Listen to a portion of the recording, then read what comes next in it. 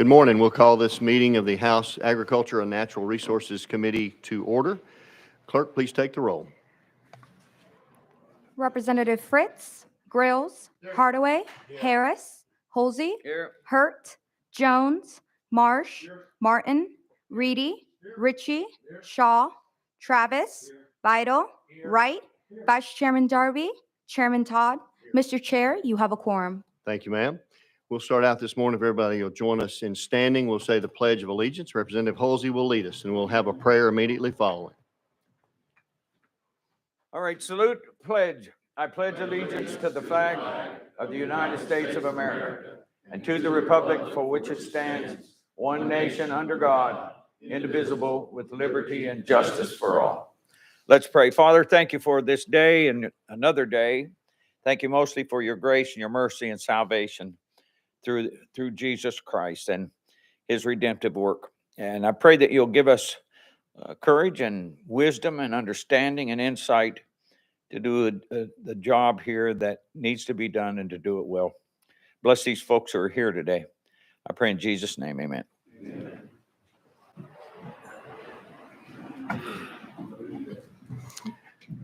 Thank you, Representative Holsey. Any personal orders this morning? Okay, seeing none, I'd like to recognize the Tennessee Ag Enhancement Program. I wanted to highlight one of the various programs offered by the Department of Agriculture that makes a positive economic impact on communities throughout this state. The Tennessee Agricultural Enhancement Program was established in 2005 to provide cost share dollars to agricultural producers for the purposes of making long-term investments in Tennessee farms. More than $246 million has been invested in 80,860 producer projects from 2005 through 2022. Participation in the program allows producers to maximize farm profits, increase farm efficiency, and make a positive economic impact on their communities. The enhancement program also provides grant opportunities that vary in scope, such as funding for activities that contribute to the education and training of producers, as well as providing assistance to farmers for promotion of products and funding for improvements to the farmers markets across the state. The enhancement program has provided much needed assistance for our farm industry, further demonstrating the important role the Department of Agriculture continues to play in the lives of our citizens. If anyone would like to learn more about the enhancement program and the various opportunities provided, please visit the Tennessee Department of Agriculture website for more information.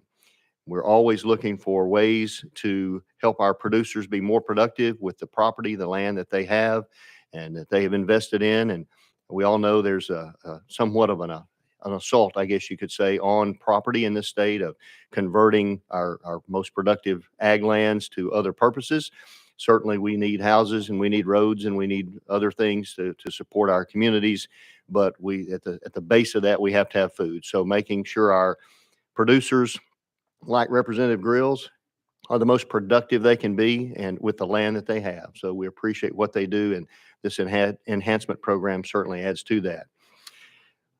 We will take up our calendar now. First on the agenda is HJR 763 by Representative Davis. Representative Davis, you're recognized with a motion and a second. Thank you, Chairman. Excuse me. Thank you, committee. I'm here this morning to honor someone in our community, and I'm excited to be able to present this gentleman to you. Mr. Little, Ford Little, is an attorney with Wolf, McLean, Bright, and Allen and Carpenter in Knoxville. He's been a member of the Best Lawyers in America by U.S. News and World Report and Best Lawyer since 2009. In 2019, Ford was selected as one of America's top 100 Bet the Company litigators. He's a native of Knoxville, Tennessee. He graduated from the University of Tennessee in 1986 with high honors, with a BS in accounting, and obtained his JD from Vanderbilt University in 1989. He's a member of the Knoxville Bar Association and the Tennessee Bar Association, and in 2010, Mr. Little was named a fellow in the Knoxville Bar Association. As an avid hunter and outdoorsman, Ford's early memories of fishing on Center Hill Lake with the aid of local TWRA officers sparked his lifelong respect and appreciation for TWRA. I believe his legal expertise and his vast knowledge of the great outdoors will be a great asset to the Tennessee Fish and Wildlife Commission. And so I would like to ask the chairman if we can go out of session and have Mr. Little come and speak to the committee. Thank you, Representative Davis. Any questions for Representative Davis before we entertain that? Seeing none, are there any objections to going out of session? Without any, we'll go out of session. We are out of session at this point. Thank you so much. Mr. Little, you mind joining Representative Davis at the podium? Stand up at the podium would be fine. If the microphone's already on.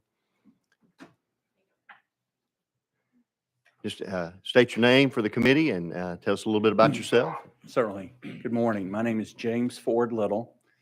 I appreciate the opportunity to appear before you and thank you for considering my confirmation of the governor's appointment to the commission. I guess more importantly, thank you for the time and efforts that you devote to come to Nashville to serve your constituents and the rest of us across the state. As my local representative shared with you, I'm a lifelong Tennessean. I was taught to hunt and fish by my grandfathers and my dad. As I grew up, I had the opportunity to do a lot of things outdoors, and I'm very appreciative of the opportunities that I have. I will tell you that I don't have any agenda other than, as was shared with you, I do have a great deal of admiration, respect for the TWRA. I look forward to hopefully being a public servant and steward, as you are, for the resources that our great state has. I have a son and daughter who both have lifetime hunting and fishing licenses, and I'm hoping at some point to be blessed with grandchildren and maybe great-grandchildren, and hopefully they'll have the same opportunities that I've had as I've grown up here. Thank you. Thank you, sir. Anyone have questions for Mr. Little? We appreciate you being here. Representative Hardaway. Thank you, Chairman, and good morning Good to morning. you, sir. You said you don't have an agenda. I'm going to give you part of mine so you can carry it. All right. Okay. I'm a strong believer that the TWRA and their knowledge and the training that's available to the public on hunting, firearms could be of benefit to our young folks within the inner city, giving them not only the knowledge of the safety factor in handling firearms, but just how definite death is and how to appreciate and respect life. Your thoughts? Mr. Ford. Well, I guess my initial response would be, I'm committed to listening to the types of things that you've just shared with me and evaluating those when I sit on the committee. But having said that, I absolutely agree with you that education of young men and women, just like I did with my son and daughter, on how to handle a firearm, the permanence if you misuse a firearm, and the tragedies that result if you don't handle a firearm properly, are things that your family, my family, everybody benefits from. And so from my standpoint, I don't believe there's any difference between whether it's rural or inner city. If we can educate kids on how to respect those and be safe with them, I absolutely believe that's an important thing to do. Representative Hardaway. Thank you. That's a fine answer, and I'll be getting with Carol McDonald so you and I can further our joint agenda. Glad to speak Thank with you. you whenever. Sounds like Representative Hardaway was even endorsing a bill that I have on gun safety in schools, so I appreciate that, sir. Seeing no other questions, without objection, we'll go back into session. Thank you, Thank Mr. you. Little, for being Appreciate before us it, Chairman. today. Thank you. We're back into session. Any other questions for our sponsor? Seeing none, without objection, we'll be voting on HJR 763. All in favor, say aye. Aye. Opposed? There are none. So this moves on to calendar and rules. Thank you, Mr. Chair. Thank you, committee. Thank you. Next on the list, we have House Bill 375 by Representative Marsh. I have a motion. We have a motion. We have a second. Sir, you're recognized on Thank you, House Bill Mr. Chairman, and I 375. do have an amendment. It's drafting code 11307. We have a motion on the amendment. That is the correct drafting code that we have, sir. Do I have a second? I have a second on the amendment. So you're recognized. Well, we'll go ahead if you want to. If that makes the bill, then we will add that to it. At this time, without objection, we'll vote on amendment 11307 to House Bill 375. All in favor, say aye. Aye. Opposed? The ayes have it. The amendment goes on the bill, and you're recognized on the bill as amended. Thank you, Mr. Chairman.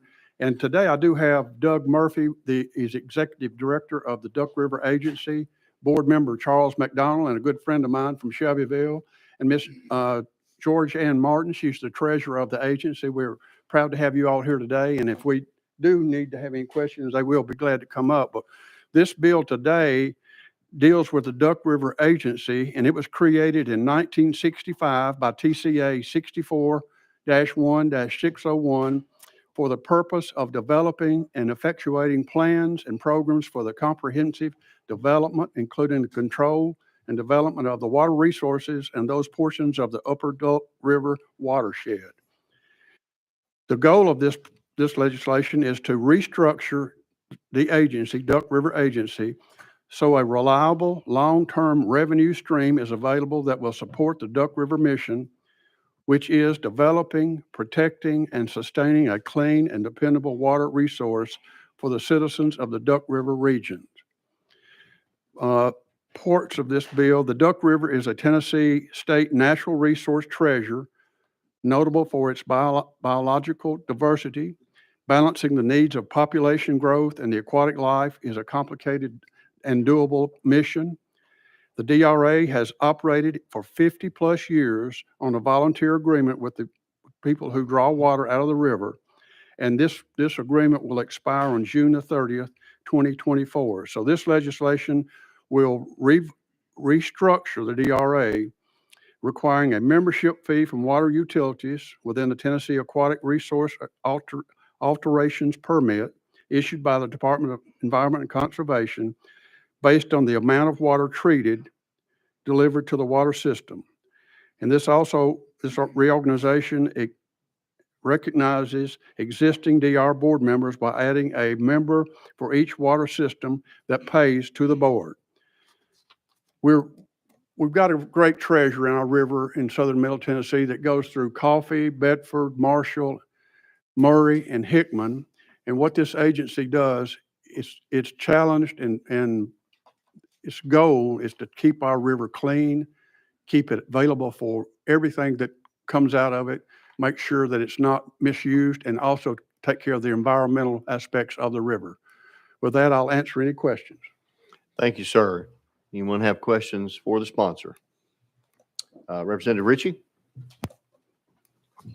Thank you, Chairman. Thank you, sponsor. Sponsor, I was looking here on the bill, and one thing that stood out was one of the changes where we're deleting out some of the language where it says that in a manner of which a county, municipality, or government entity may become a sponsor and participating entity, and we're substituting and including in that with that commercial or industrial entities can now be included in with that.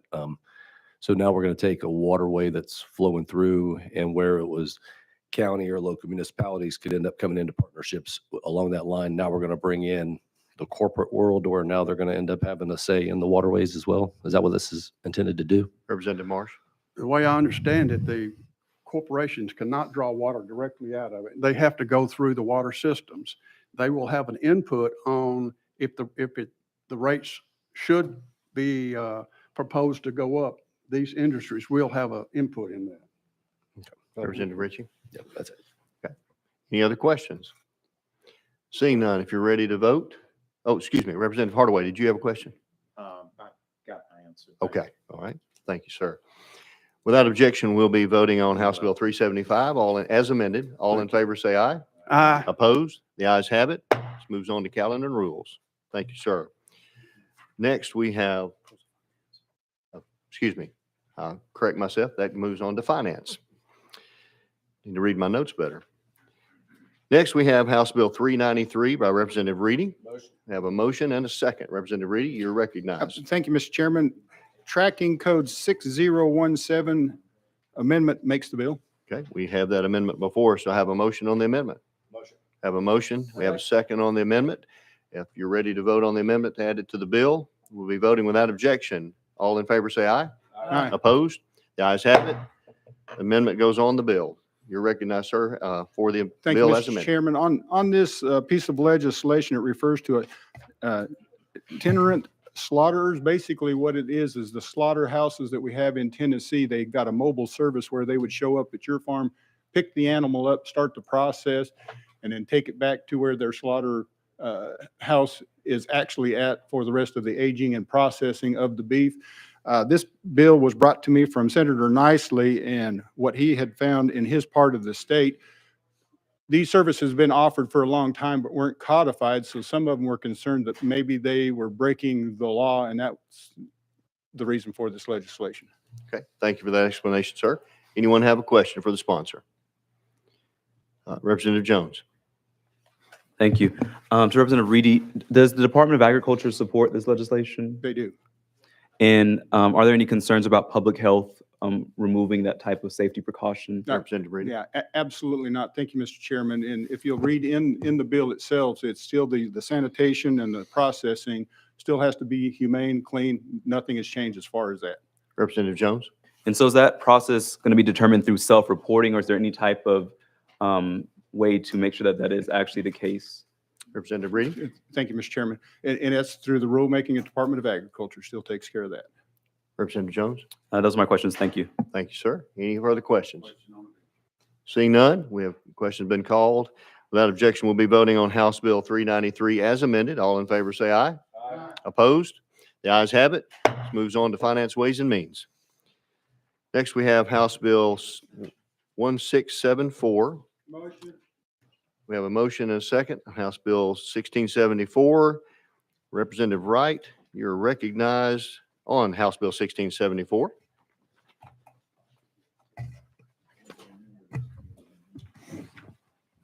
Thank you, Mr. Chairman and committee and distinguished guests. This is House Bill 1674 on behalf of the Tennessee Division of Forestry. And the reason I've moved down here is so that I may present and introduce, if possible, Mr. Chairman, the state forester. Yes, Phil. Thank you, Mr. Chairman. I'd like to ask the state forester, Ms. Heather Slayton is standing, and I'd like for you to welcome her as the state forester.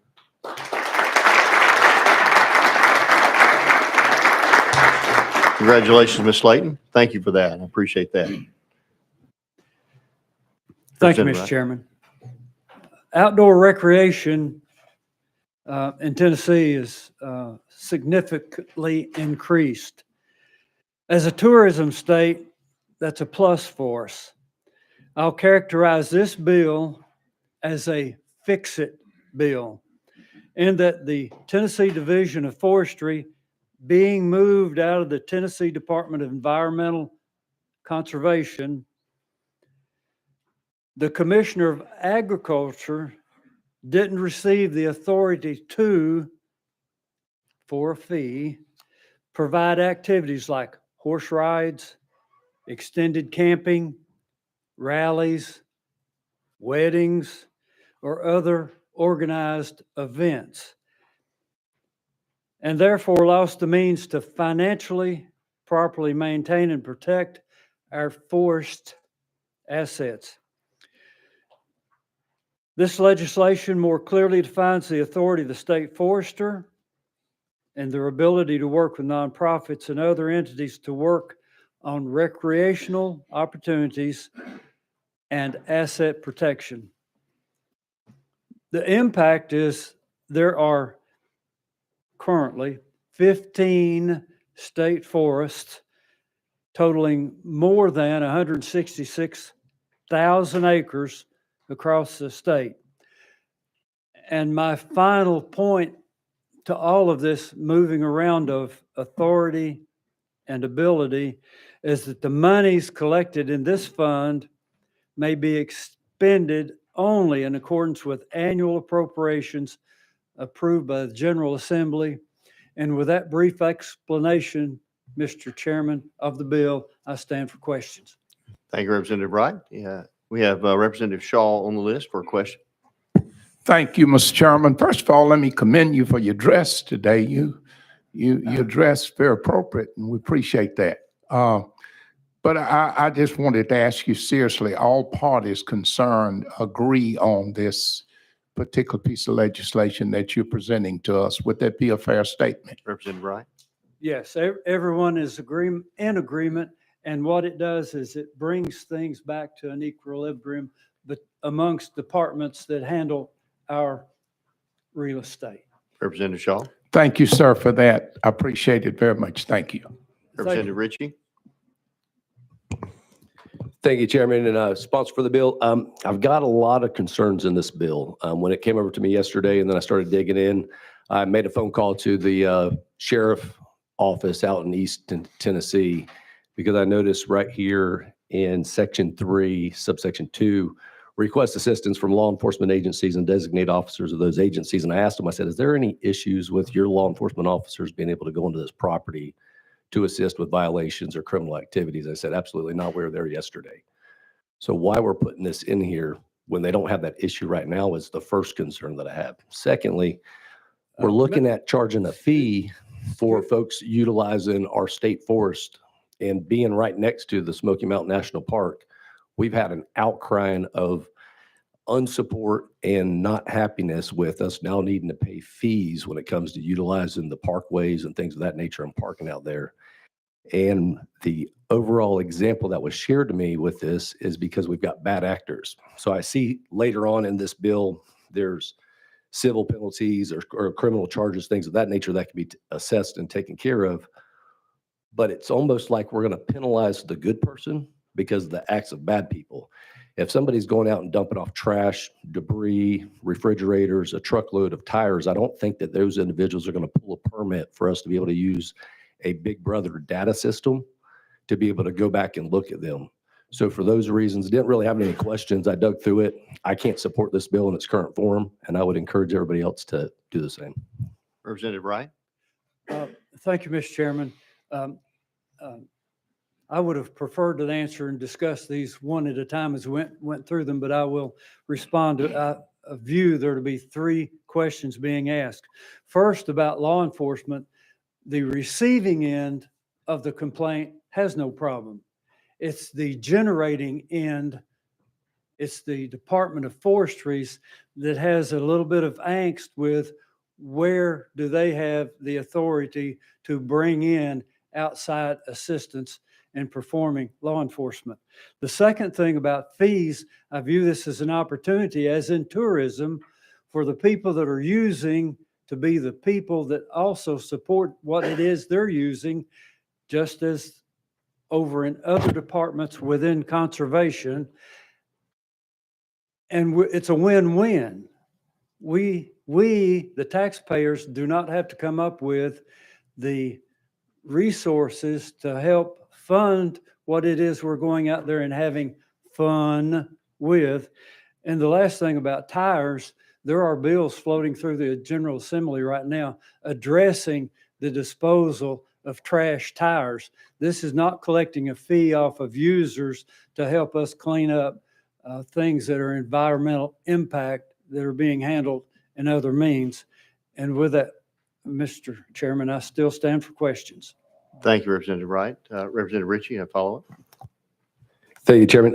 So on the tires and the cleanup, how it was presented to me is that there's a database based off of users being able to go out onto the property on these state lands, and they'll be able to cross-reference and use that to see who used the property. So whether it's tires and whether or not this other bill that's floating through is passed or not is irrelevant from that.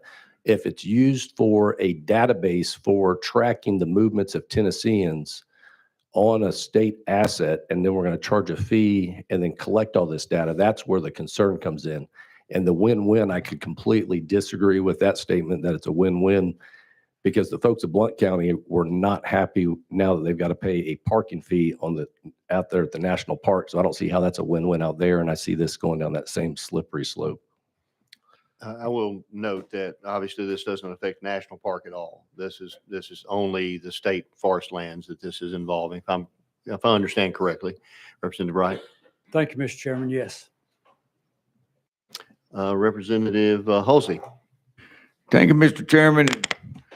And Representative, I have all the confidence in the world in you.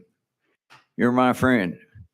I don't know where I was the first time we went around with this bill, but looking at the wording, and I haven't spent a lot of time on it, kind of scares me too, along with Representative Ritchie. Some of the verbiage on law enforcement enforcing rules really troubles me in the wording, and you didn't write it, but there's some other things that bother me too. And I'm going to ask you a favor. Would you roll this thing for 1 week just to give me time to dig around in it and answer some questions? I've got text messages from people that just now became aware of it or looking at it that are concerned about some things too. You don't have to do that, but I would appreciate it if you did. Representative Wright? Thank you, Mr. Chairman. I would like for us to have a little bit of dialogue right now because I think moving forward with the bill would be the correct thing to do. If we pass this, it does go to GovOps next. So there certainly is another stop. I'm certainly at the will of the committee of what needs to happen here, whether we vote on it or roll it a week, or if the sponsor wants to. Totally, want everybody comfortable with it. Representative Vital? Sponsor, question, would the authority that you're asking for here with law enforcement be any different than the cooperating responsibilities we now have between sheriff's departments and state park officials who need backup? Representative Wright? Thank you, Mr. Chairman. And that's exactly where we're headed, is back to getting parity among those two organizations so that law enforcement is responsive in all instances. It gets the state forester back in a posture of being able to more clearly be defined as a person that can seek that assistance. Representative Vital? Thank you for that clarification. So this would be similar in respect to cooperating agencies in the enforcement of a crime, following up on a crime. Representative Wright? Thank you, Mr. Chairman. Yes, most certainly. Representative Vital? Second question, in looking at this, as part of the responsibilities of the forester, management of timberlands is very important. Does this give them the flexibility to do appropriate best practices as it relates to thinning and management, but also take into consideration view shed protection, habitat management, as it relates to adjoining properties that it might be situated near? Representative Wright? Thank you, Mr. Chairman. And I think that is where we wanted the Department of Forestry to be. It's just that we left out some of the, and I'll call it funding mechanisms, to cover the expense of this department. Representative Vital? Thank you, Mr. Sponsor. Thank you, Chairman.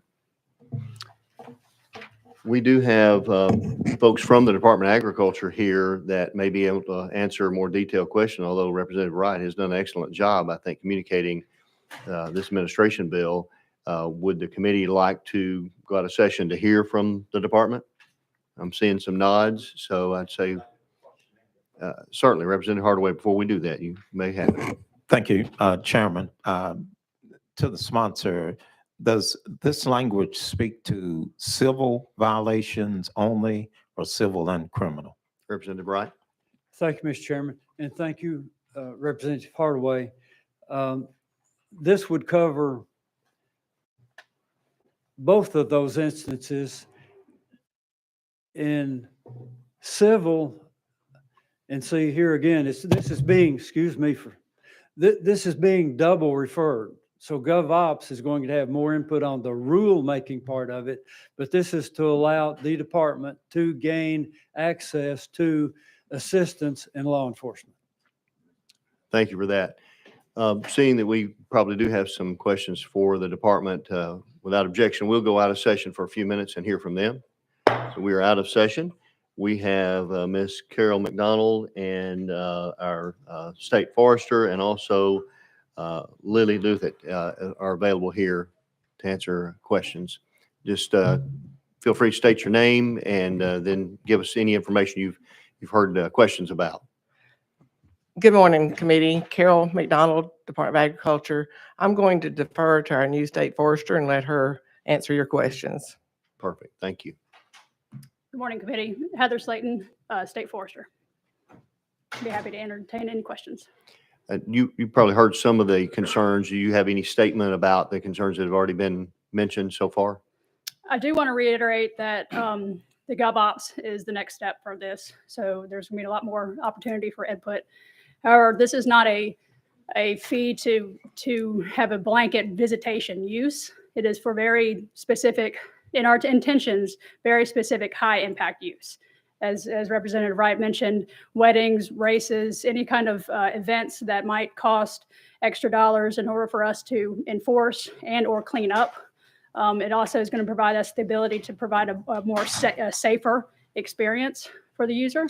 So we are just trying to develop all the tools that we have necessary and available for us to be able to manage our resources more effectively, especially in light of the increased recreation that we have on our state lands. Okay, thank you for that. Representative Shaw?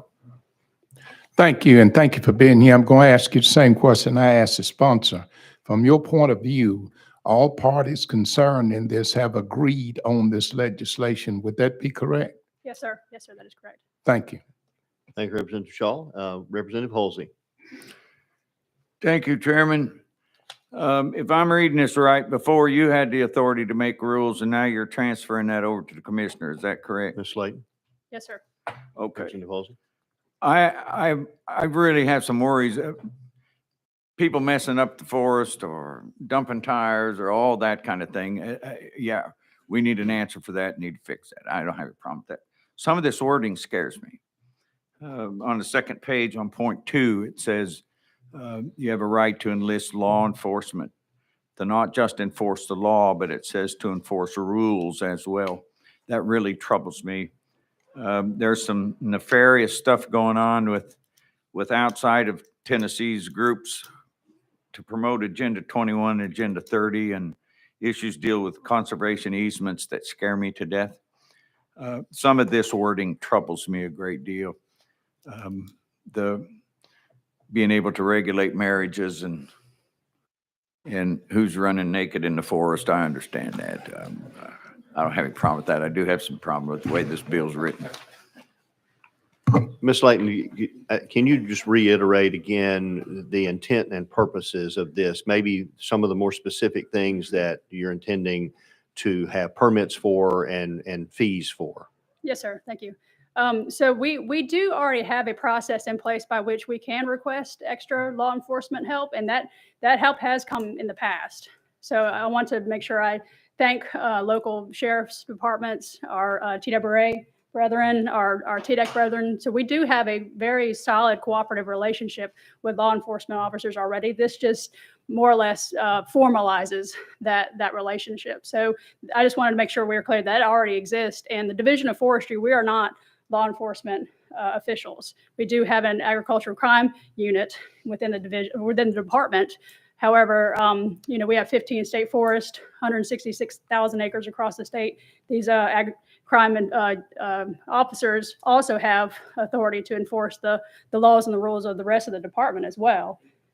Right, and so we are just trying to ensure that we have all the resources necessary to provide a safe recreational experience to the folks that visit our state forest. So that's the part of the language there that more or less codifies our relationship with local law enforcement.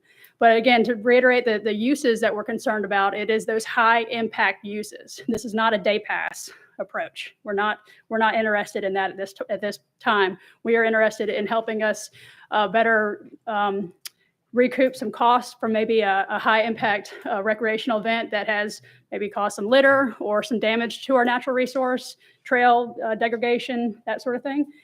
But at the moment, the regular taxpayers through state appropriations, all taxpayers pay for those high impact damages. So this bill language would more or less direct those fees to the folks that may or may not be causing that damage. Okay, thank you for that explanation. Representative Hosey, do you have a follow-up? No, Representative Fritz. Thank you, Mr. Chairman. Hey, and good morning. Congratulations. I'm excited that you're the state forester, and I just expect nothing but great things. And I am super happy that Tennessee Forestry is probably best in the nation. So you've got big shoes to fill. We talked a little bit some after the last meeting, and I'd voted for it. And we talked about things like tires and trash and all that. And being a private property owner who's surrounded by state property, I realize the impact that not only it has on our state forest, but on private property when folks are irresponsible in the way they behave, throwing out garbage and tires and all those things. And we talked a little bit, I think, about Big South Fork and some of the private owned areas where folks take ATVs and all that, that could be disruptive to state forest, and you'd want to have some mechanism to approve that. I would just offer this, because I'm fully supportive of what you're trying to accomplish. I would offer that maybe if we specified some of those things that you just said, like the intent, our intent is to only manage these things, it might assuage some of the concerns that folks have with the bill, and would offer that that might be a good way to get past some of the folks that are a little bit nervous about some of the language now, including law enforcement. So I have a question there. How many of the ag officers do we have? I know Ms. Carroll told me, I just don't remember the number. Ms. Layton?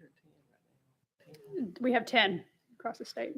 And would, thank you, Mr. Chairman. Would those be the first law enforcement officials that we would reach out to if we had a problem where someone who had vandalized the state forest?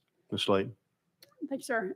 It definitely depends on the specific situation. If it is a situation where the health and safety of the individual is directly threatened, we have instructed our personnel to contact the local sheriff or local law enforcement first. But they will, the next step will be to contact the ag crime unit as well.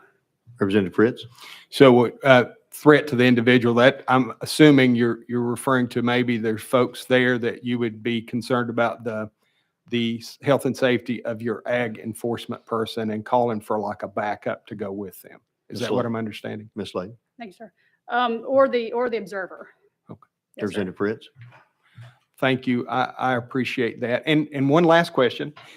Vandalism, we talked about this a little bit the other day. I'm going to put you on the spot for this one. When you think vandalism in our state forest, give me an idea of what some of those things might mean. Ms. Layton? Thank you, sir.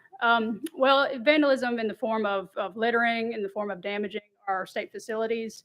Vandalism could also come into our natural resource. So that could be at all a generalized term for that. But anything that, in my mind, that damages or creates some kind of damage or structural instability of something that's presently there and belongs to the taxpayers, that'd be vandalism. Representative Fritz? One last question. I'll be done. Thank you, Mr. Chairman. Do we have somewhere in code that captures what, by definition, what vandalism is in a forest is? Ms. Layton? I'm unaware. I'd be more than happy to research that for you, but I'm not aware of it right now.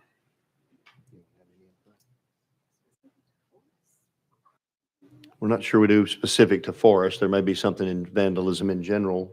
If the committee would like to hear from legal, we can. That's okay. Representative Fritz would request that. She is very quick in searching things, but this was obviously a curveball, so.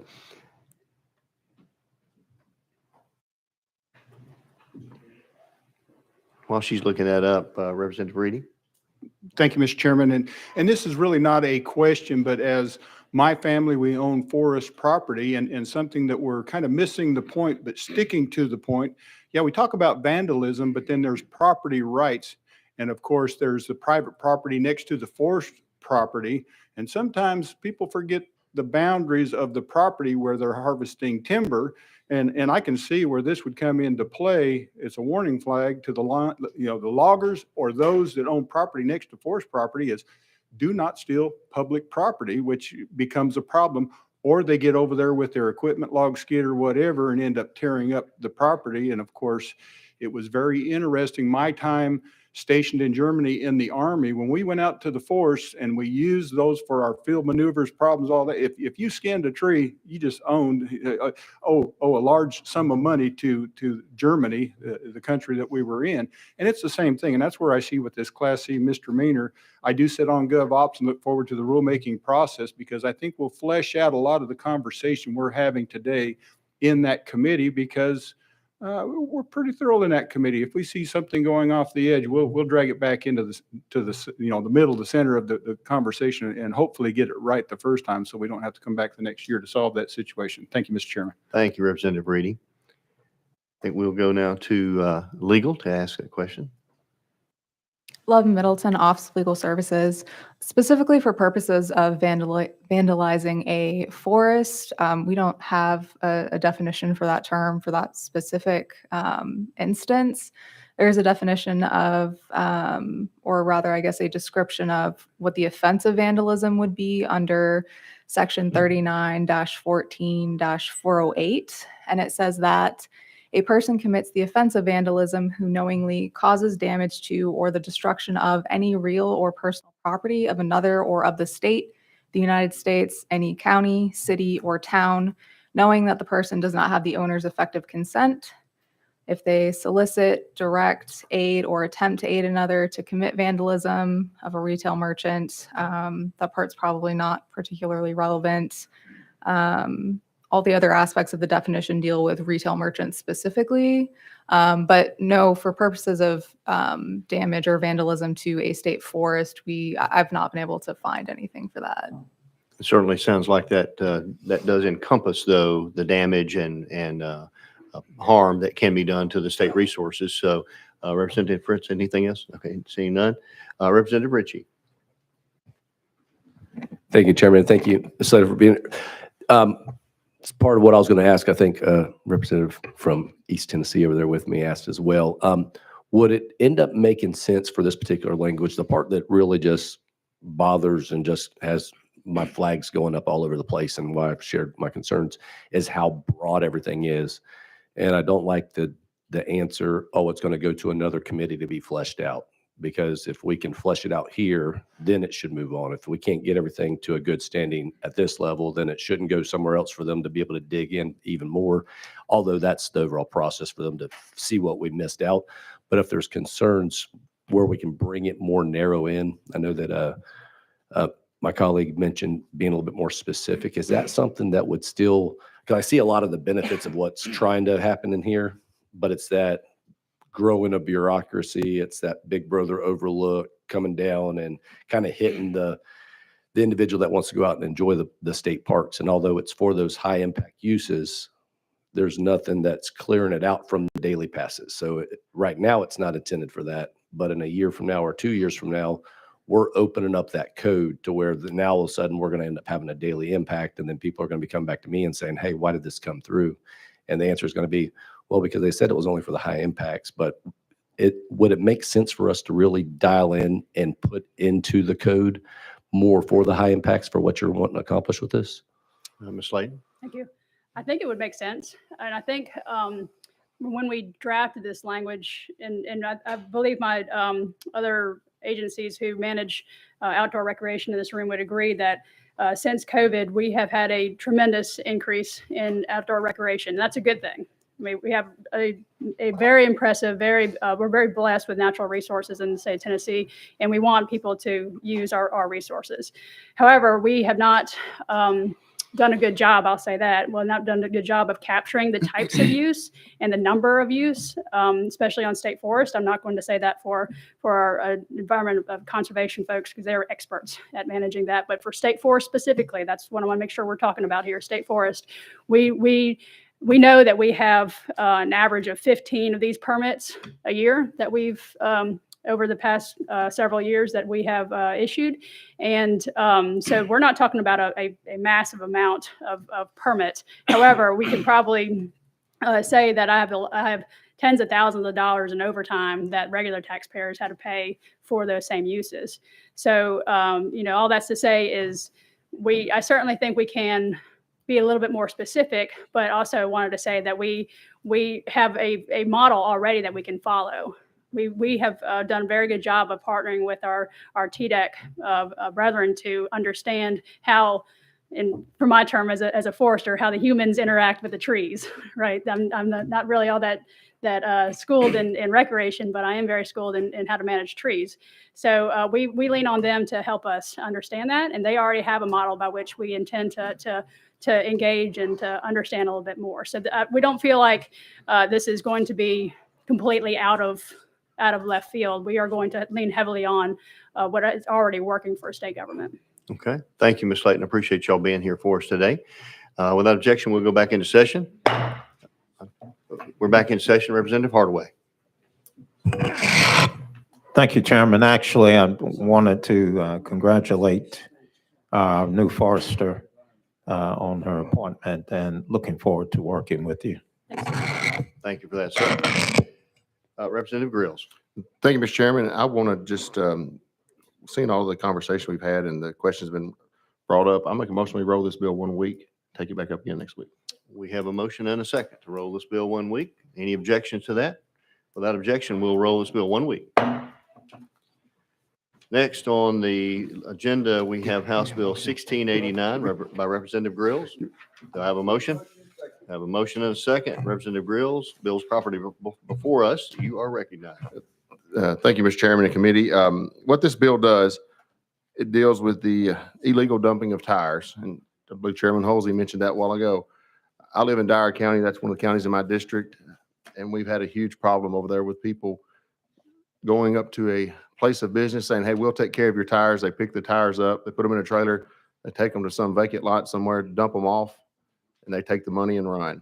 And what we are doing is creating a tire hauling, $100 registration for commercial tire hauling. And that commercial hauler will then go and pick up the tires. And they will have and I forgot the word, manifest. I want to call it a Messinet system. I've got weather on my mind. They will have a manifest, sign off on it with how many tires they picked up. They will take them to the end use. And when they drop them off, that person will sign off saying they have delivered this many tires, so that person, that tire hauler, will have record of being responsible for the tires he's picked up. And he can prove that he picked them up and took them where he said he did. And that way we can, our DAs will then have the ability to prosecute people who pick tires up and do not deliver them where they say they have delivered them. Also, there is a fund that is being used right now by counties for the cleanup that is derived from that $1.35 that every one of us pay whenever we buy a tire.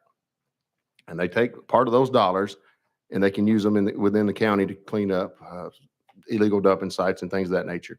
We want to make sure that the counties are using those dollars properly. There have been some different people, even some of this committee, that have had issues and had some questions brought about. And this provides the ability for TDEC to investigate some of those just to checks and balances. Mr. Chairman, I think that takes care of it. If there's any questions, TDEC's here to answer as well. Thank you, Representative Grills. And imagine a farmer having his mind on weather. That's hard to even imagine.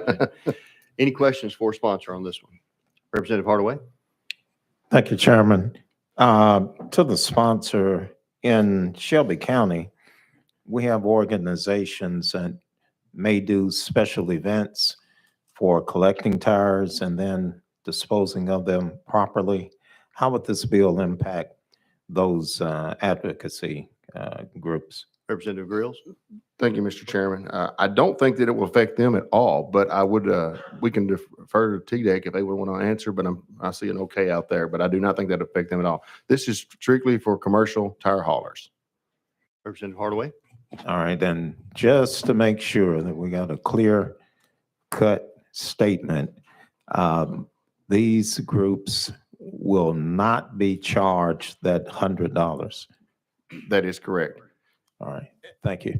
And the responsibility for maintaining the manifest documentation is the responsibility of the commercial hauler and that person only.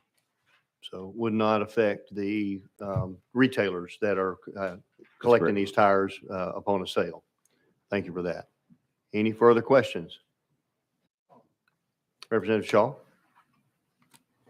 Thank you, Mr. Chairman. I heard part of what you asked, but ask it again because I think you asked the question I wanted to about the retailers. Well, I was just summarizing what had been said, that the manifest will not be the responsibility of the retailers. They're going to just receive that, sign off on how many tires, if I understand correctly, that they're handing over to the hauler.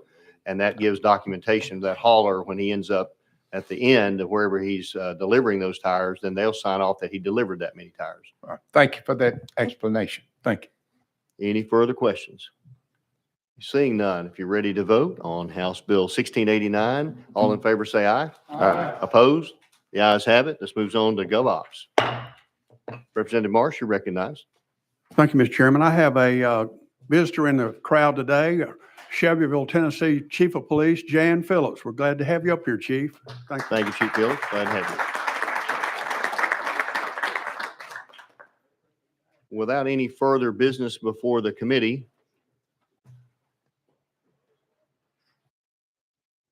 we've got a couple of presentations today, some very honored guests with us today, so we'll go out of session without objection. We are out of session. We'd love to welcome up Dr. Keith Carver, the Chancellor of the University of Tennessee Institute of Ag. Representative Carver, we're glad to have you with us today. You're looking sharp and dapper as usual, sir. Appreciate you being here. You're recognized. Mr. Chairman, thank you so much. Members, certainly honored to be here today, talk to you about the University of Tennessee Institute of Agriculture and its impact across the state. I've got a very brief presentation and then want to introduce some very special people that represent the future of agriculture in our state to talk with you today. When you look at total economic impact across the state, the committee that you're charged with, that you guys are overseeing and helping, agriculture really looked at $89 billion infused into Tennessee's economy this past year. And you also looked at 40% of our state is farmland. And I know so many of you drive up and down I-40 so much and see that beautiful farmland as you're driving. And that's really important to us. Equally as important is it's a workforce provider. And 366,000 Tennesseans are directly employed in agricultural jobs. And that's truly important to us. Our mission is very simple. We want to fulfill our land grant mission of the University of Tennessee and with our partners at Tennessee State University, another fantastic land grant institution we have in our state. But we want to provide real life solutions for Tennesseans. We want to make sure we're doing our part to make sure every home, every Tennessean has access to safe and healthy, affordable food and fiber. We want to make farming more efficient and effective, and we want to make sure we're taking care of the health and welfare of Tennessee's families as well. We had an absolute record year in ag research, and our outstanding Dean of Ag Research, Dr. Hongwei Shin, is here today. He and his team represented a 228% increase in terms of competitive funding awards. And when you think about research, and oftentimes when you think about research at universities, you think about something really esoteric or something Representative Hurt gets filed on a library shelf. But when you think about ag research, what it does is every day we're bringing innovation to Tennessee's farms and to food production, things that are meaningful for Tennesseans and healthy families. And we're proud of that research and appreciate Dr. Shin. Extension, and we've got extension offices, as you know, in all 95 counties of the state, and doing everything from helping with plants and grass and animals, but also in family and consumer sciences. And last year, for every $1 of public funds invested in our extension programs, there was a return of $8.29 in terms of direct benefit to the citizens of Tennessee. And Dean Ashley Stokes, our incredible extension dean's here with us today. And she and her colleagues do fantastic work and are committed to just improving lives in every county and every community. And would like to point out that the majority of our extension offices across the state also have a Tennessee State University extension agent serving side by side with us, and we're certainly proud of that great partnership. The College of Veterinary Medicine. We unfortunately, most of our veterinarians across the state look a lot like me, old and bald, and we need to get to more veterinarians. A lot of our veterinarians are retiring, so we've increased enrollment there. We're going to be able to take about 120 a year to come in to help replace that workforce. And for many of you, and I know Representative Shaw in your district, you've got you need large animal vets to work in some of those rural areas. And so we're committed to train more large animal vets to work in these rural areas where there's desperate need. But really, really proud of our students and our faculty there. How are we doing enrollment? Well, we've got almost 2,000 students within the Herbert College of Agriculture, and that's the highest ever. We want to do more. We eventually need to be in that 2,500 space to answer. Agricultural jobs are hot right now, and so our students that are going into food science, plant science, soil science, animal science, ag economics, they're finding great jobs. And so we're excited about the future of that. And you'll see there some of our great School of Natural Resources students doing what they love, being out on a lake and being outdoors. I had a student tell me the other day, if we wanted to market the College of Agriculture better, we need to call it the College of the Outdoors. And that would get folks' attention. And so we're truly excited about that. Really think about all of us in education or in the future business. And I think 4-H is one of the best ways we can impact students and youth, and have about 135,000 Tennessee students that went through 4-H activities, signed up to be in 4-H activities last year, and it's critically important. And when we talk about developing good citizens and leadership, public speaking skills, it's inherent that we continue these great programs, and we sure appreciate the help that you all have put into making our 4-H centers the best in the country. We're already the biggest, but now our facilities are saying that we're the best. I'd like to invite you all. No, that's not. Those are 3 of our students working. That's not their grandfather with them in the photo. But we have opened a UT Creamery. We reopened it. It shut down in the 1980s. We've just reopened it back. Have about 10 flavors of ice cream coming from UT cows and UT products. Here's what I'll tell you. It's all research. So if you guys come to Knoxville and eat some of this ice cream, there's no calories, there's no fat, because it's all scientific research. Okay. But do stop by our creamery. I'll make sure if you guys come to town, let me know, and we get you a tour over there. It's a fantastic facility. We're not just doing science there, but we're also teaching students about hospitality management and how to work in food and retail. And the creamery has really taken off. Finally, what I would like permission to do, Mr. Chairman, is bring forward 3 very special people that represent the future of agriculture.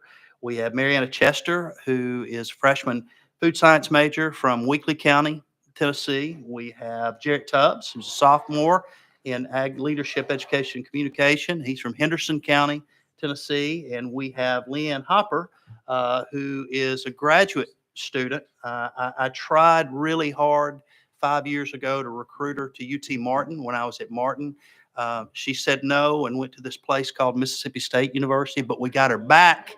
We got her back in Tennessee to study her master's, and we're hoping she'll do a PhD program, but one of our incredibly bright and talented graduate students. So, Mr. Chairman, may I ask these students to introduce themselves? Certainly. I did wonder if she, and my daughter would want me to ask this, if she was the one that brought this creamery expertise from Mississippi State. I'll take any credit I can get for representing Mississippi State. It was all my idea. Y'all feel free to, we'll start on the left, introduce yourself, and then we'll be open for any statements you might want to make. Sit on. There you go. Oh, there you go. Thank you so much for having me today. It is an honor to be here. My name is Mary Anna Chester. It is only my 2nd semester at UT, and I'm a food science major, but I'm from Martin, Tennessee. I grew up on a farm where my dad farms around 6,500 acres, and some of that is row crop. We have corn, wheat, and soybeans, but some of that is also for our pastures for our cows, and we have some for forage. But I am just here to talk to you a little bit about UT and why I chose it. I grew up in a small college town. UT Martin is a great college, and I have nothing bad to say about it at all. But I wanted something a little different and a little bigger, and that is what UT has given me so far. I know what it's like to have a community within your campus, and that's what UTM gives you. But that's what Herbert gives me at Knoxville. So far, I've been able to build a connection with my professors. And if I email one of them, they're like, yep, 24 hours later, come meet me in my office. They're there all the time to help me. I've been able to be a part of some sensory testing, and I got to try some of those flavors at the creamery before they hit the market. That was really cool one day. It was actually a day before Thanksgiving. And I was probably one of the only kids on campus. And Dr. Vermont Dia, he was like, they're trying ice cream. Y'all need to go down the hall. And so I got to sit in a little booth, and it was probably one of the coolest experiences I've ever had. And so I was like telling all my friends, I'm like, guys, I'm not going to tell you, but there's a new flavor. Yo, like, we're going to go try it out. Did you have to elbow Chancellor Carver out of the way to even get to it? There's plenty of spots. I'm sure he got his opportunity too. But that's just what UT's offered me, and it's been a great experience so far, and I'm really excited to see where it takes me in the future. So I love my major, and I've gotten a good little group of some peers that are all in our major, and it's kind of been neat. We have all the same classes, and so I get to walk with them from class to class, and it's just a much smaller classroom size where I can actually get to know the people in my classes. So that's what I've enjoyed the most. Thank you so much. Good morning. My name is Leanne Hopper. I'm from Obion County, Tennessee. I grew up on a small cattle farm over there. And then, as was stated, I went to Mississippi State University. Go Bulldogs. But I always knew I did want to return to Tennessee and work in the industry that I grew up in the state that I grew up in. So I'm currently a second-year master's student in the Department of Agricultural and Resource Economics at the University of Tennessee. A lot of what my research focuses on is something Dr. Martinez, my advisor, was presenting yesterday, and you might have heard it come through the grapevine, but I work on the land use team with a few other professors and people in the department. And what we're really focusing on is agricultural and forestry land conversion in Tennessee. It's been increasing in the past couple of decades or so. So that's what we've been focusing on researching. And like Chairman Todd said at the beginning of this session, it's great. People love Tennessee and they want to move here. So residential development and just development in general is something to be expected, and that's good. But we also have mouths to feed, and the agricultural land is very important in the state of Tennessee. So what we're looking at is that's really what we're focusing our research on. And I'm proud to be on a land use team that really cares about Tennessee agriculture and the economy and the stakeholders across the state, and providing these real life solutions that Dr. Carver is always talking about. That is a fantastic program. Thank you for even mentioning that. Thank you. Sir, you're recognized. Good morning. My name is Jarrett Tubbs. I'm from a small town in West Tennessee, Darden. It's about 45 minutes east out of Jackson. I have a small farm that I grew up on, but my ag experience really takes off when I grew up in 4-H and FFA. I want to thank y'all for all y'all's support of those programs, making ways for the youth that want to get involved in agriculture, very involved in ag leadership.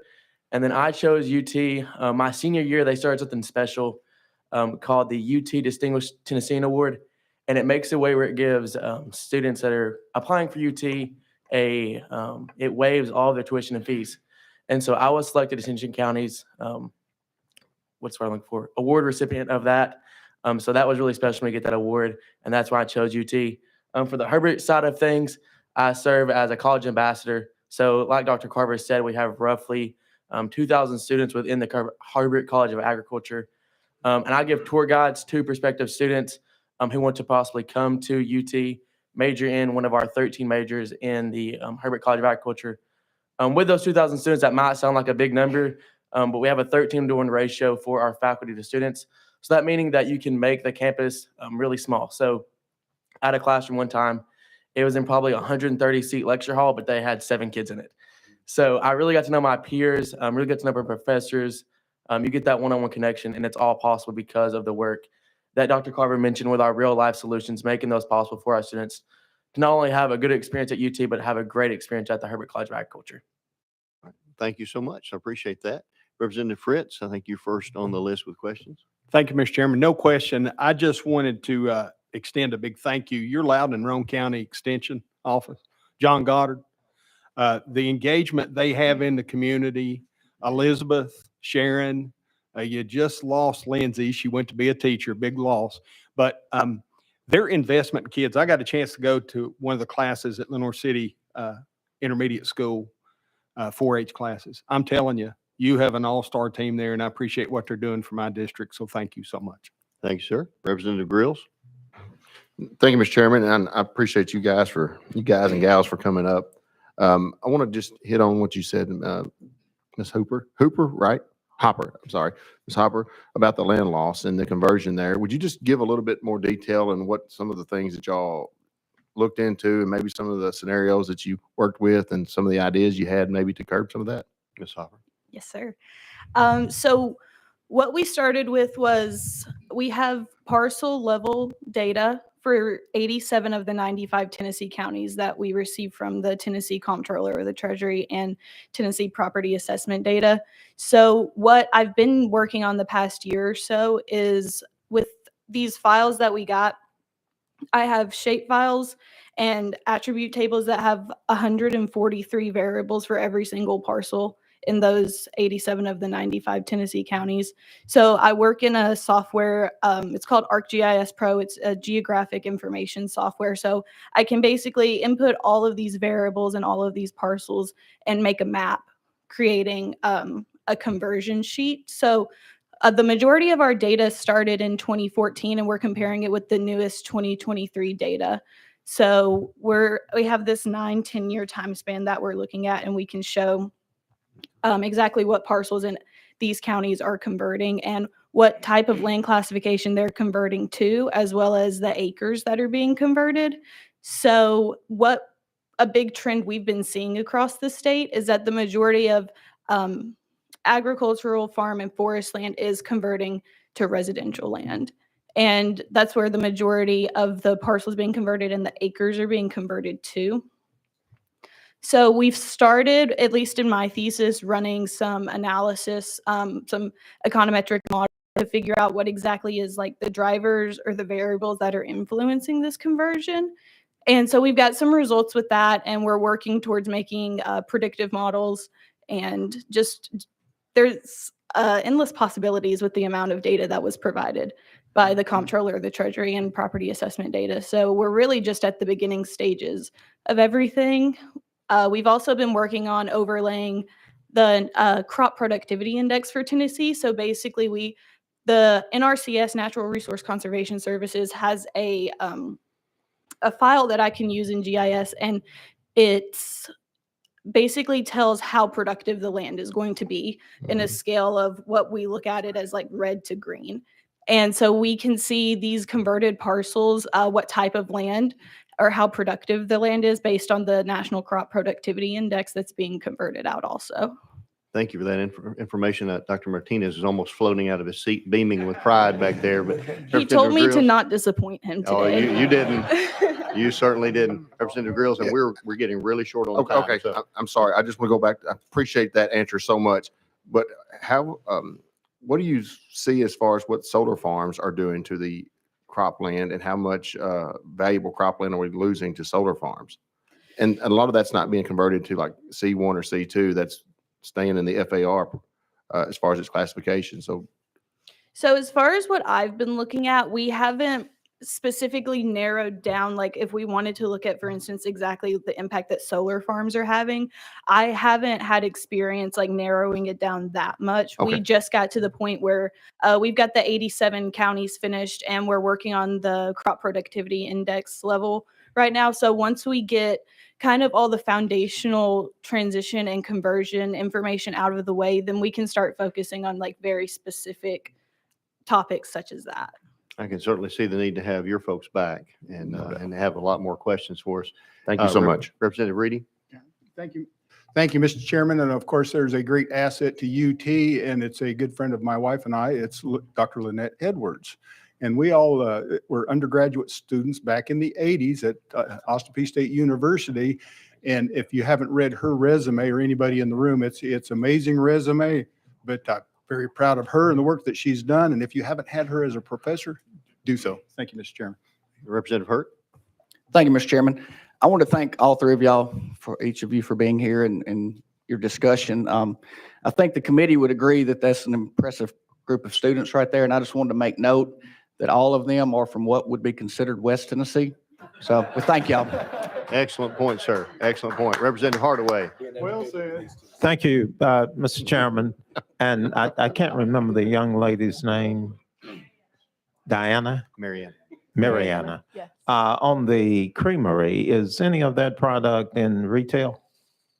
It is like, yes, you can purchase it in the creamery in, wait, is that your question? Sorry. It is, it's in limited production, so we're selling it on campus. We're in discussion with various people on how to perhaps. But really, it was born out of research, but I can tell you, if you'd like, Representative Hardaway, we could get you a private taste testing, have some delivered to your office. Yes, sir. For a small Just say nominal the fee. time. But right now, it's just in Knoxville. Yes, sir. Thank All right, and just one more thing on the solar farms. I've wondered for years why we can't mount those panels on taller foundations and actually use that property for agricultural needs. So I'd be interested in getting some response on that back to the chairman so he can share it with the committee. Thank you, Chairman. Representative Hardaway. We There's can do certainly that. ongoing discussions about that, I think, very frequently right now. And I do think there's an engineering aspect of wind lift on those that is a big factor, but that's certainly an ongoing discussion and a very significant topic that needs to be continued to explore. One last on our list, Representative Darby. Thank you, Mr. Chairman. And young adults, y'all did a fantastic job. And Ms. Chester, I know you've had to overcome lots of things with your dad there, and he's held you back in so many different areas there. And as impressive as what they've presented here this morning, Dr. Carver, thank you for what you've done for this state, for our area, now for the entire state. And my hat's off to you. Thank you. And even the world. I mean, the things y'all are doing impact the world, and we appreciate everything you do and look forward to hearing more from you. We'd certainly entertain additional information on that program you mentioned and others as well that we even heard about yesterday, plus the taste testing for sure. Perhaps a committee retreat to Knoxville to the creamery. There's certainly a possibility there. Thank you so much for that, and we appreciate y'all being with us. We have a presentation now from the National Waste and Recycling Association. We've been looking very much forward to. Ms. Katie Evans is the Vice President, the Chapter Management and Member Relations, and Mike Clausen is the Chair of the Tennessee Chapter. You can make your way to one of the chairs there, and feel free to turn the microphone on. There's a little voice-looking button there, and the little red light will come on, and introduce yourself. Feel free to give us your statement and your program. We're going to get our presentation pulled up real quickly, but Certainly. given the time, we're probably going to rush. We're probably just going to go off of talking to be mindful. So good morning, y'all. My name is Katie Evans. I'm with the National Waste and Recycling Association. I'm the Vice President of Chapter Management and Member Relations. And today with me, I have two of my members. Good morning, Mr. Chairman. My name is Mike Clausen. I'm the chairman myself of the National Waste and Recycling Association's Tennessee chapter. Recently founded earlier this year, and it really represents all levels of industry in the waste and recycling. So everything from collection to disposal to recycling, private and public haulers. In my also role, I serve as the general manager of the Middle Tennessee area for Republic Services for all of our waste disposal operations. And I'm Andy Reynolds. I'm the Government and Community Affairs Manager for WM for the area that is considered our Mid-South area, which is Tennessee, Kentucky, Alabama, and Arkansas. So what the National Waste and Recycling Association is we are the leading voice in North America for the waste and recycling industry on advocacy, education, and safety. The industry provides essential services that benefit our local communities and businesses by assisting our customers in achieving their environmental and sustainable aspirations. Like I said, our mission is to provide this leadership and advocacy, research, education, but also our safety expertise. And we are also, when it comes to the statistics, we have, our members represent approximately 500,000 individuals and a total payroll of $36.4 billion within our membership. Also within our association, we do have a number of institution committees that we work on, landfill committees, safety committees, standard committees, to make sure that we're all operating and focusing on a clear goal for the association and for our industry. So moving forward, Mike, you want to go in and talk a little bit about the crucial role of the association and what our members do within Tennessee? Sure thing. And we'll kind of just skip through a lot of this. So I want to make sure we have an opportunity for questions. Everyone thinks that when you roll your cart to the curb, it just magically disappears and then the problem is solved. Just like when you flush your toilet, right? No one ever wants to think about what happens to your trash or recycling after it leaves your home. And that's what our jobs are. And so, that's our number one thing, but it's a very dangerous job. It's a very important to public health. We really view ourselves as a public utility in that way, even though primarily in Tennessee, we are private industries. But a big part of that certainly is helping to educate folks on sustainability, recycling efforts in our state, and the impact that we have. So here is kind of just a look. We have 25,000 employees here in the industry in Tennessee with a payroll of $1.4 billion and $5.2 billion of revenue, not including total economic benefit. But that just sort of gives a perspective on how big this sort of hidden industry is here in the state of Tennessee. And if you just want to maybe forward on through a lot of this. So these slides all with some wonderful pictures on them. Our message is we do have the operational industrial focus for what we do, but it's also so critical viewing ourselves as so impactful to our communities. Landfills and recycling facilities, transfer stations, those are not necessarily easily things to leave next to. And we have a role in our communities to help educate, starting with usually children and then working our way up. The children can educate the adults on what we can collectively do better to move our system in the state of Tennessee forward to a more modern waste management system. And so, something you were trying to say? I know, I was like we'll talk a little bit about legislative priorities, but That's right. Probably the biggest thing we want to talk about is just one item is the landfill capacity that we're looking at. Yeah, so we have these 3 legislative priorities here and happy to talk any questions about those independently. But as Katie said, really our focus today, and especially with the time, is related to disposal capacity within the state of Tennessee. This is an infrastructure need. As everyone knows, the state of Tennessee is growing at a substantial rate. And as more people come, as more industry comes, industry is a huge producer of waste, not just the waste that you produce in your own homes. That puts a significant strain on our infrastructure to dispose and manage of those waste products.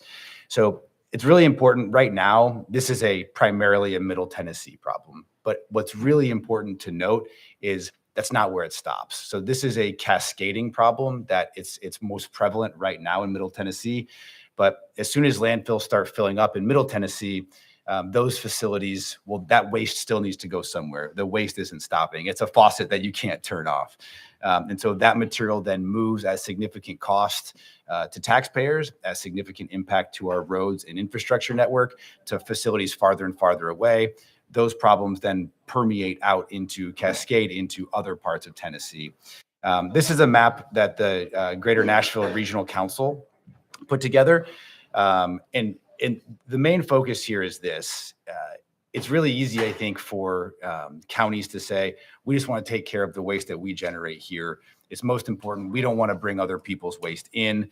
But if you look at the data, what that data shows is, or can you actually go back? Oh, sorry. What that data shows is, this is a regional problem that requires regional solutions. You have businesses and industry and all sorts of cross border operations, that we can't really just draw a boundary or a wall around our existing municipalities and counties and say, we're just going to take care of us.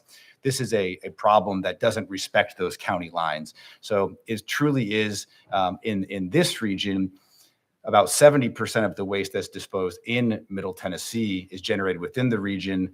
We get 10% in from outside the region, but we also ship 30% of our waste out to other regions in Tennessee already. And that problem just will be exacerbated if you go to the next slide, as we sort of reach this tipping point in landfill capacity. So we say the number 5 years approximately. And right now, the math shows, and this is information that comes from TDEC.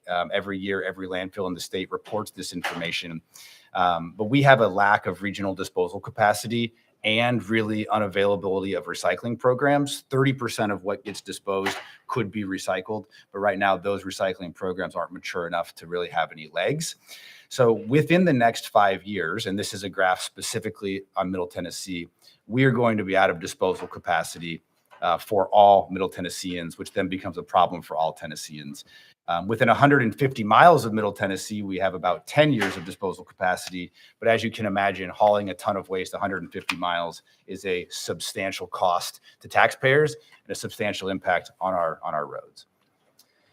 So the critical issue that we wanted to talk about is landfill capacity. And the complicating factor here is we've obviously demonstrated the need for disposal capacity.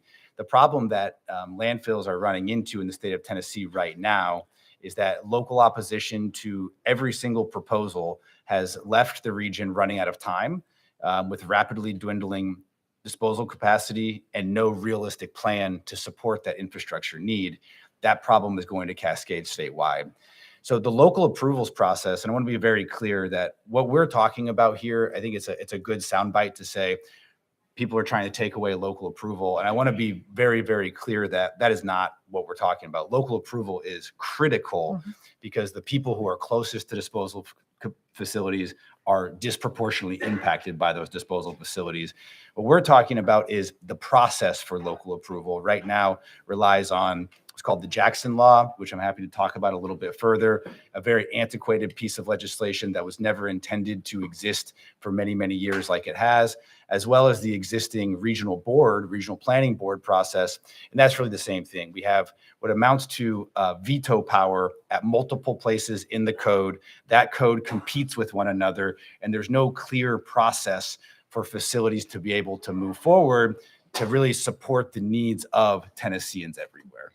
And just to say, it's not just with landfill capacity, it's with any facility, correct? Yeah, and that same process exists for any recycling facility, anything that deals with waste. So if you're trying to site a new MRF to handle recycling, if you're trying to site an anaerobic digester, anything that is traditionally considered as an alternative to disposal goes through the same process. So, you know, what we're looking for really is clarity in that local approval process.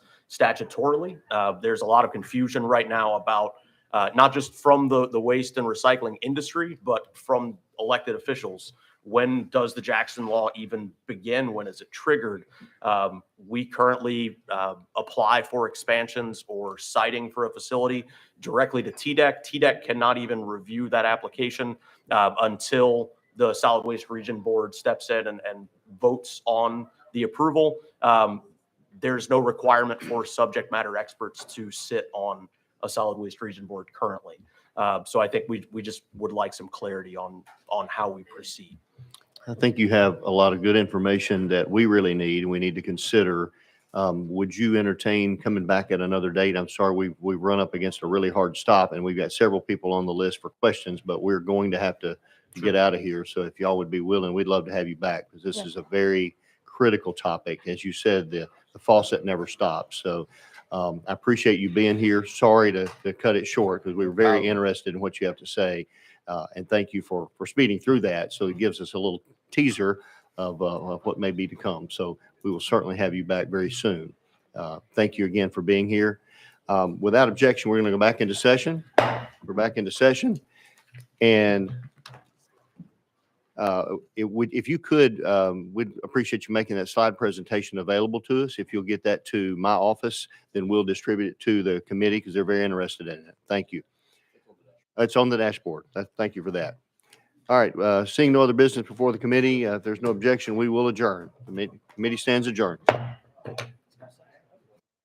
Yeah.